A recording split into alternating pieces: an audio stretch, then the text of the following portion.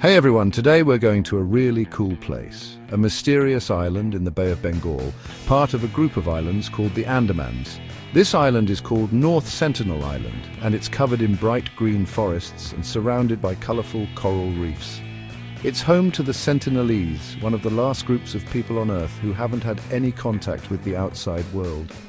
They live totally isolated, their lives completely different from ours. For hundreds of years, they've lived all alone, their culture and traditions developing without any outside influence.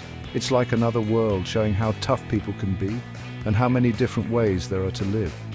The Sentinelese are thought to be descended from some of the first humans who moved from Africa, arriving on the island thousands and thousands of years ago. Strong ocean currents and a wall of reefs kept them separated from the mainland, so they haven't been affected by other groups of people. They don't just live far away, they're to be left alone. And they've protected their isolation by fighting off anyone who tried to come near. Even now, the Sentinelese are a big mystery. We don't know much about their language, what they believe, or how they live. Their existence makes us think about what it means to be human, how cultures change, and what we even mean by progress.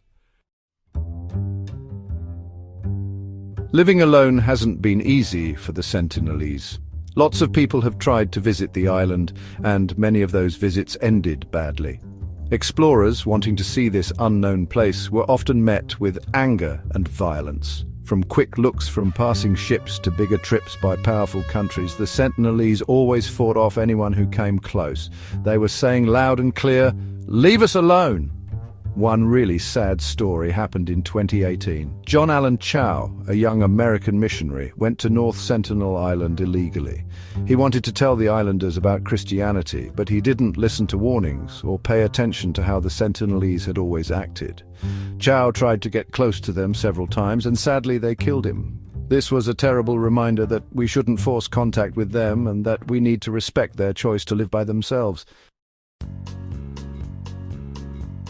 Because the Sentinelese are vulnerable and clearly want to be left alone, the Indian government has decided not to bother them. There's a 3-mile safety zone around North Sentinel Island, and no one is allowed to go near it. This isn't just about respecting their land, it's about keeping them safe.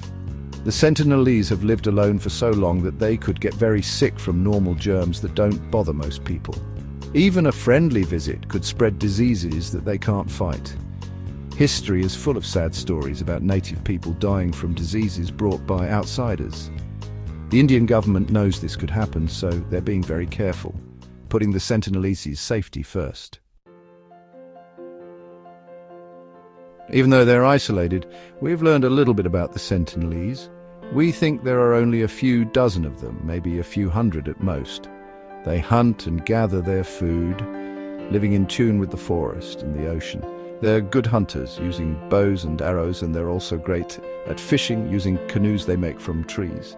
Their language is different from the languages spoken on nearby islands, and we don't understand it. We also don't know much about their beliefs, rituals, or how their society works. What we do know comes from quick glimpses, and the things they leave on the beach. The Sentinelese show us how different human cultures can be and how well people can adapt to their environment. They make us rethink what it means to be advanced and help us understand the tricky ethics of our connected world.